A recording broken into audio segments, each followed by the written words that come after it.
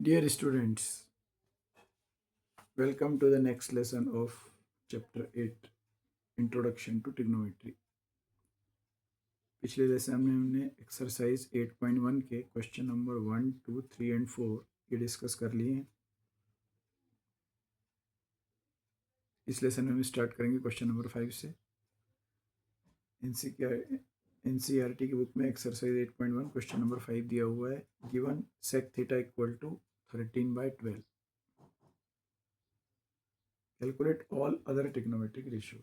इस टाइप के क्वेश्चंस जो हैं वो इस चीज़ की प्रैक्टिस करवाने के लिए हैं कि ये ट्रिग्नोमेट्रिक रेशो, कोई भी एक रेशो जो दिया होगा उसका फार्मूला यूज़ करना, उसमें दो साइड्स आएंगी ट्रायंगल की, तीसरी साइड पीजीटी यूज़ करते हुए कैलकुलेट करना, और फिर बाकी के हम रेशोज कैलकुलेट करेंगे तो अपने आप उनके भी सब फार्मूलेज रिवाइज हो जाएंगे। सो सेक थीटा इज गिवन 13/12 और सेक थीटा होता है h/b। हमने कॉस याद किया b/h, सेक कॉस का रेसिप्रोकल h/b। h को लेंगे 13 के, b को लेंगे 12 के। पिछले लेसन में हमने डिस्कस किया था 13 और 12, ये 13 सेंटीमीटर 12 सेंटीमीटर ऐसी फिक्स लेंथ नहीं है साइड्स की। अगर हाइपोटेनस 13 है तो बेस 12 है, 13 और 12 के रेशियो में। इसमें कोई भी एक कॉमन फैक्टर हो सकता है कि तीसरी साइड परपेंडिकुलर हमें फाइंड करना है। h² = p² + b²। h की जगह पुट करेंगे 13 के स्क्वायर, परपेंडिकुलर स्क्वायर, बेस की जगह पुट कर देंगे 12 के स्क्वायर। इतना प्रोसीजर हर क्वेश्चन में सेम रहेगा जिसमें भी आपको दो साइड्स अवेलेबल हैं और पीजीटी यूज़ करते हुए थर्ड साइड कैलकुलेट करना है। 13 का स्क्वायर 169 के square, p² as it is, इधर आ जाएगा 144 के स्क्वायर, इधर जाके माइनस हो जाएगा। तो 25 के स्क्वायर की वैल्यू आ गई p² के इक्वल। p निकालेंगे, इधर अंडर रूट लगेगा, स्क्वायर रूट के स्क्वायर फिर से रूट के बाहर आके के हो जाएगा और 25 का रूट हो जाएगा 5। तो अगर बेस 12 के है, हाइपोटेनस 13 के है, इसका मतलब परपेंडिकुलर 5 क्या आएगा। 13, 12 और 5 ये एक पाइथागोरियन ट्रिपलेट होता है जो हमने क्लास 8th में पढ़ा था। अब हमारे पास तीनों साइड्स हैं p, b और h। क्वेश्चन में calculate all other trigonometric ratios. Total 6 होते हैं, एक दे दिया, बाकी 5 निकालने हैं। जब भी ऑल अदर की बात आएगी सबसे पहले हम जो गिवन है उसका रेसिप्रोकल, क्योंकि हमको डायरेक्टली दिखता है।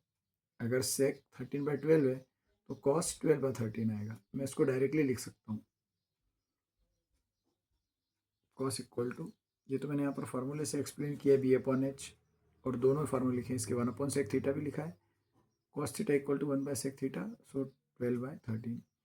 अब साइन थीटा p/h, p यहाँ से ले लेंगे 5 के, h ले लेंगे 13 के कैंसिल आउट होके सारे रेशियोज फिर से नंबर में आएंगे, के फिर से एलिमिनेट हो जाएगा।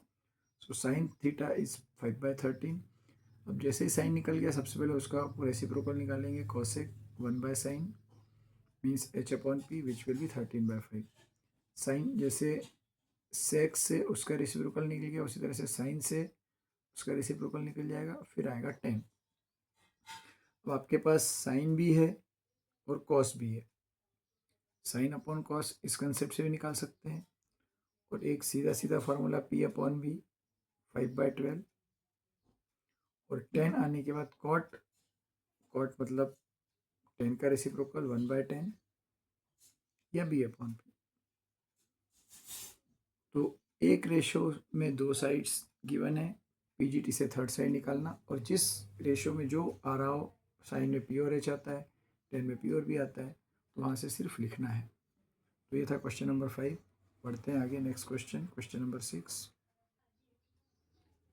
क्वेश्चन नंबर 6 में दिया है if angle A and B are acute angles such that cos a equal to cos b। तो गिवन में आ जाएगा cos a equal to cos b।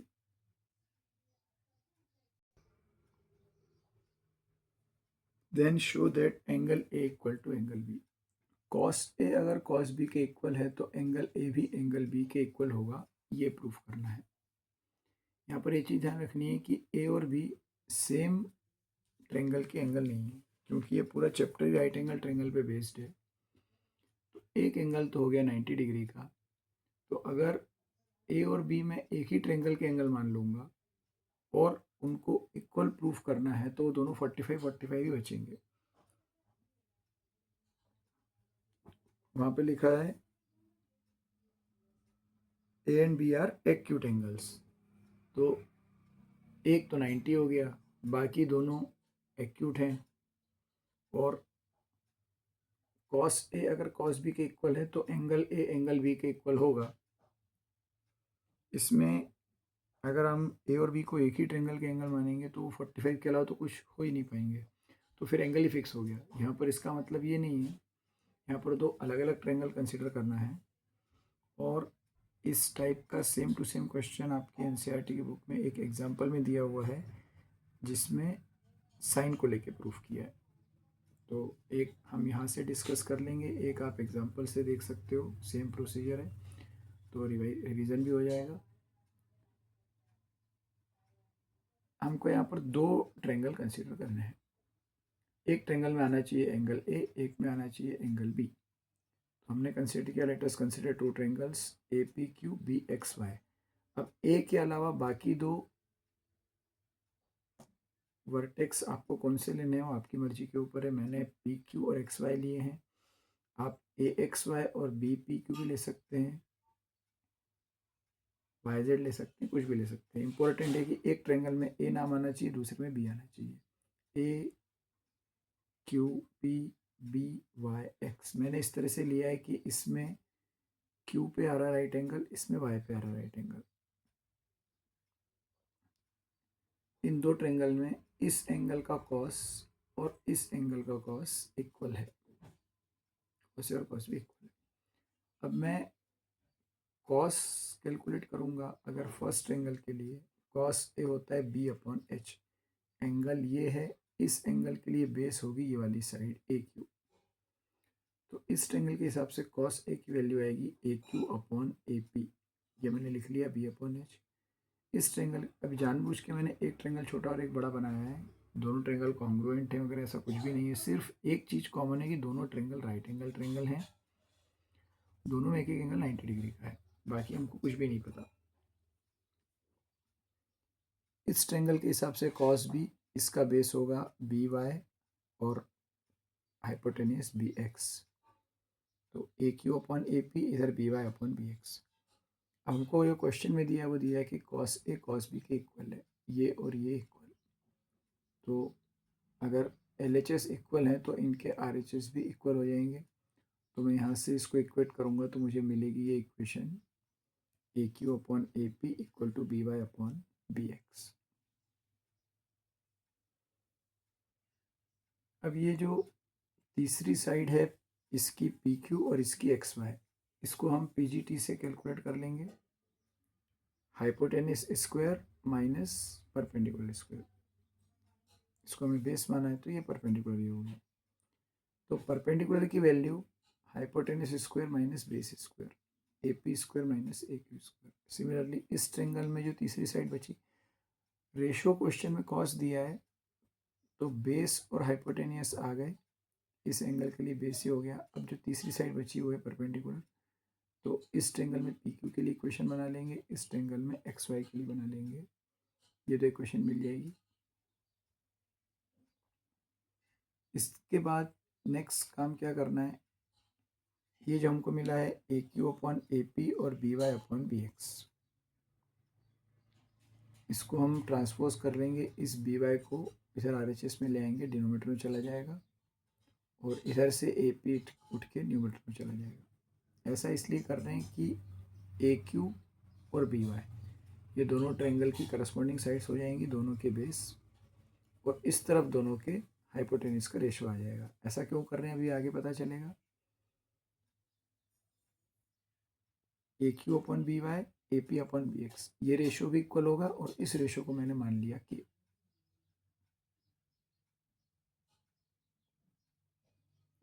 अब मैं जब पी क्यू और एक्स वाई इनकी इक्वेशन बनाई है दोनों के बेस का रेशियो आ गया, दोनों के हाइपोटेन्यूज का रेशियो आ गया, वो इक्वल मिल रहे हैं कि अब हम क्या करेंगे, दोनों के परपेंडिकुलर का रेशियो हम कैलकुलेट करेंगे, P Q upon X Y.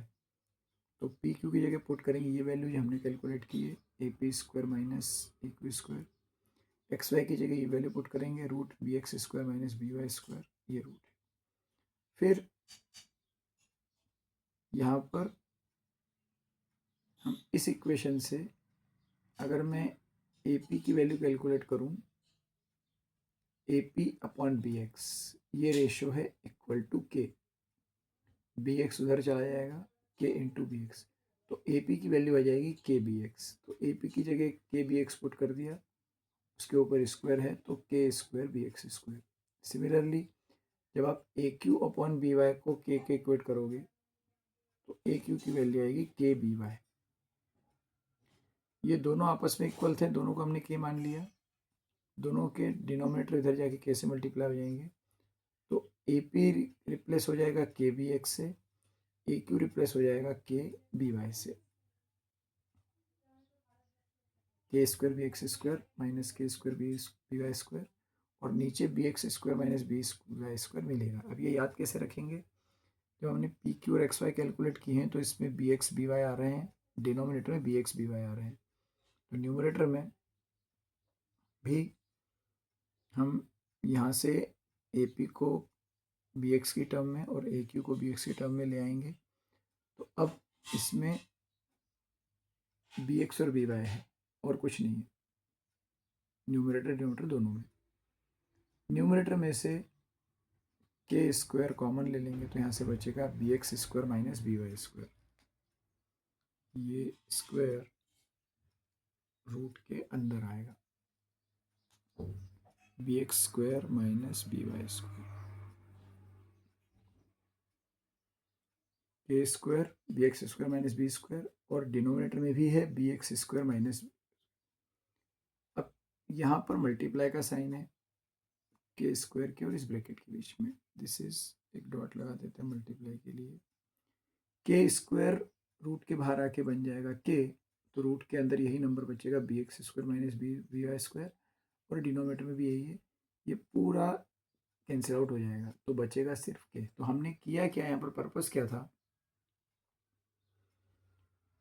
दोनों के बेस का रेशो, दोनों के हाइपोटेन्यूज का रेशो इक्वल था जिसको हमने के माना था, और जब हम दोनों के परपेंडिकुलर का रेशो निकालेंगे उस रेशो को हम लेके चले, यहाँ पर हमने इसको रिप्लेस किया, तो ये सब कुछ कैलकुलेट करके ये भी आ गया के, मतलब ये और ये तीनों रेशो सेम आ गए। दो ट्रायंगल्स की तीनों साइड्स करस्पॉन्डिंग साइड्स का रेशियो सेम अगर आ जाए तो इसका मतलब होता है वो दोनों ट्रायंगल सिमिलर हैं।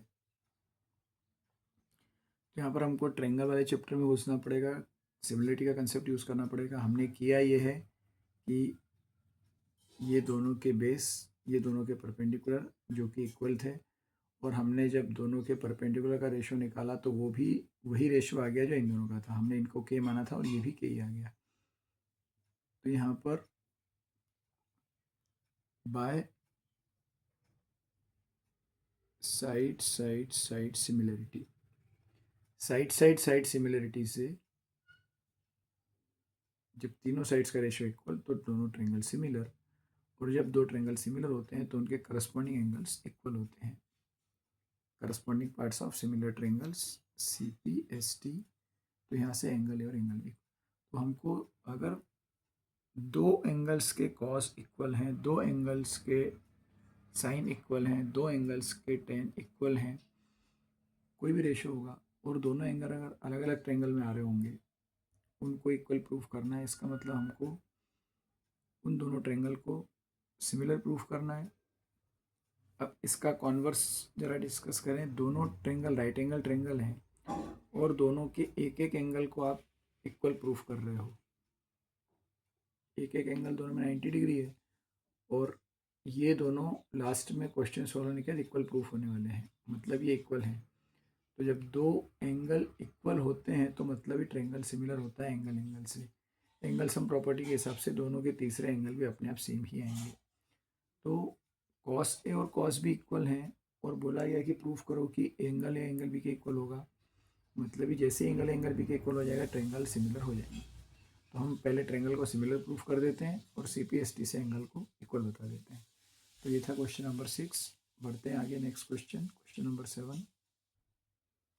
क्वेश्चन नंबर 7 में दिया है if cot theta equal to 7/8 evaluate. अभी हमने क्वेश्चन नंबर 5 किया, उसमें सेक थीटा दिया था, सेक मतलब H/B, तो वहाँ से हमने P कैलकुलेट किया था। यहाँ पे कॉट दिया है, मतलब कॉट का फार्मूला होता है tan का रेसिप्रोकल B/P। तो B और P के यूज से सबसे पहले H कैलकुलेट करेंगे, क्योंकि इसमें आगे दिया है इवेल्युएट। फर्स्ट पार्ट में ये 1 plus sine theta into 1 minus sine theta और डिनोमीटर में 1 plus cos theta into 1 minus cos theta, इस चीज़ की वैल्यू कैलकुलेट करनी है। मीन्स मुझे साइन थीटा की वैल्यू की ज़रूरत पड़ेगी और कॉस थीटा की भी ज़रूरत पड़ेगी, तो उसके लिए साइन और कॉस कैलकुलेट करने पड़ेंगे। और इन दोनों के फार्मूले में H आता है, तो पहले PGT अप्लाई करके H निकाल लिया जाए। 7 square plus 8 square 49 plus 64 113, H आ गया √113। आप इसको के लेके करोगे सब में, 49 के स्क्वायर 64 के स्क्वायर 113 के स्क्वायर, तो H आ जाएगा √113 के। और जब मैं यहाँ पर पुट करूँगा 8 के अपॉन √113 के, तो के से कैंसिल आउट हो गया, रेशो फिर से ये बचेगा। तो आइडियली हर बार के लेके किया जाना चाहिए। 8 अपॉन √113 ये आ गई sine theta, cos theta B/H 7 upon √113। अब ये जो फर्स्ट पार्ट है इसकी वैल्यू कैलकुलेट करनी है। 1 plus sine theta 1 minus sine theta, इसमें मैं दोनों ब्रैकेट में अलग अलग साइन थीटा पुट करूँ, इससे ज़्यादा समझदारी इसमें है कि यहाँ a plus B into A minus B, ये आइडेंटिटी अप्लाई कर दी जाए, तो ये बन जाएगा a minus B, A square minus B square. 1 का स्क्वायर तो 1 ही होता है, तो 1 माइनस साइन स्क्वायर थीटा मिलेगा।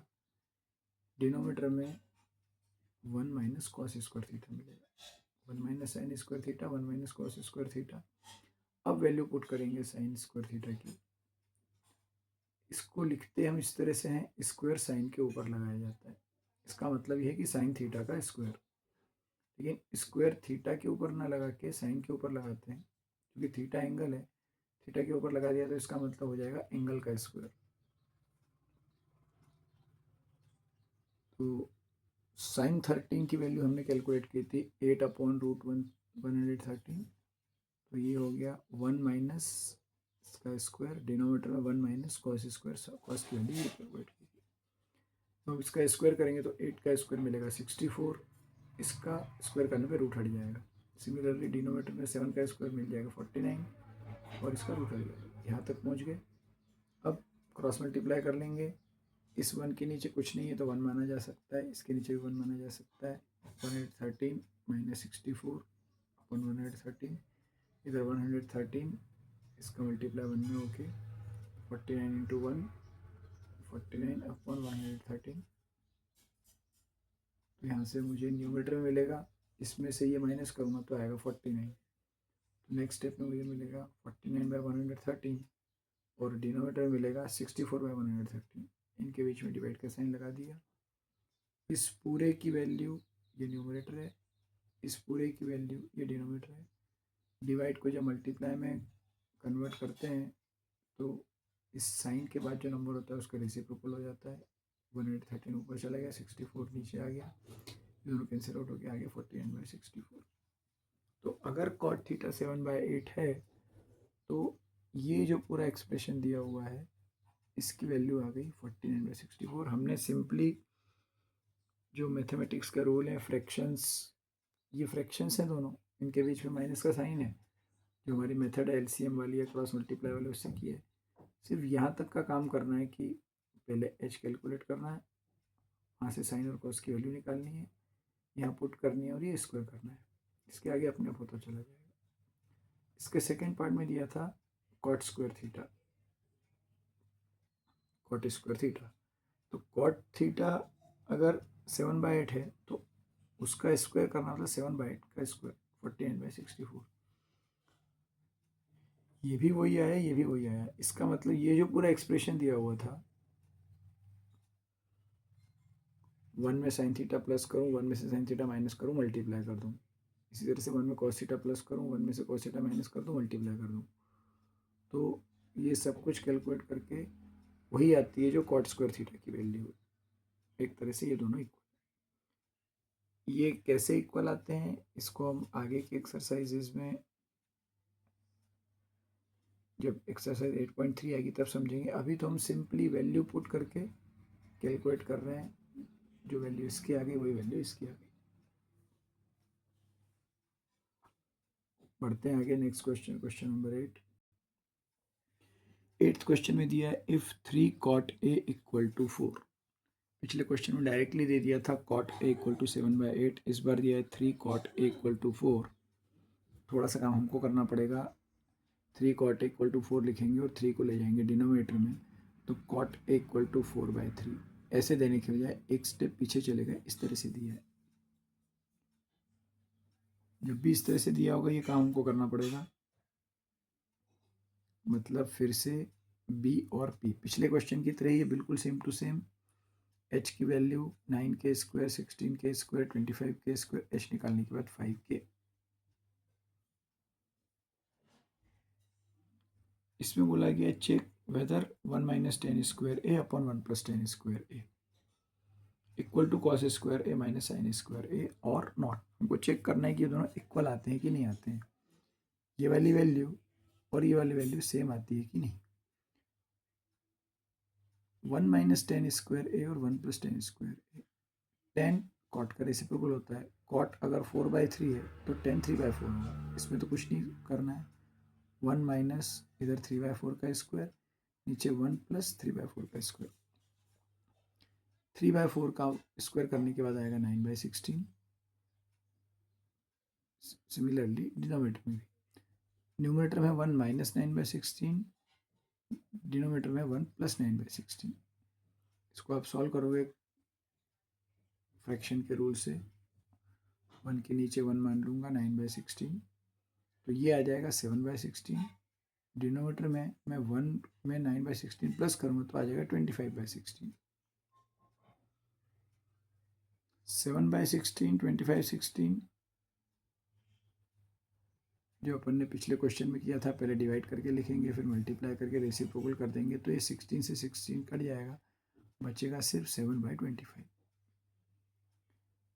तो इसकी वैल्यू आ गई 7/25। अब हमको चेक करना है कि cos square A minus sine square ए कितना आता है।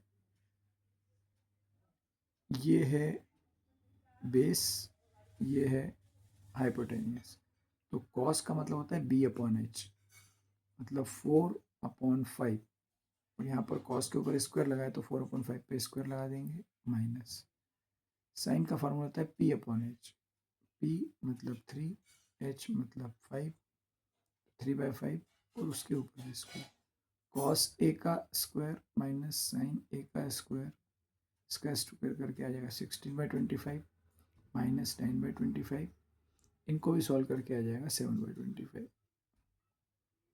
तो इसकी वैल्यू भी आ रही है 7/25, इसकी वैल्यू भी आ रही है 7/25। क्वेश्चन ये था कि check whether this and this are equal और not. So my answer will be yes they are equal. इसमें जो फाइनल आंसर आएगा वो यस या नो में आएगा, लेकिन वो सॉल्यूशन भी दिखाना पड़ेगा कि कैसे हम यस बोल रहे हैं, और अगर ये इक्वल नहीं आते हैं तो हम आंसर में लिखेंगे नो। तो ये था हमारा क्वेश्चन नंबर 8। इस लेसन में हमने 4 क्वेश्चन किए, 5, 6, 7, 8। अभी इस एक्सरसाइज में 3 क्वेश्चन और बचे हैं जिन्हें हम कवर करेंगे आगे के लेसन्स। मिलते हैं नेक्स्ट लेसन में। Thank you.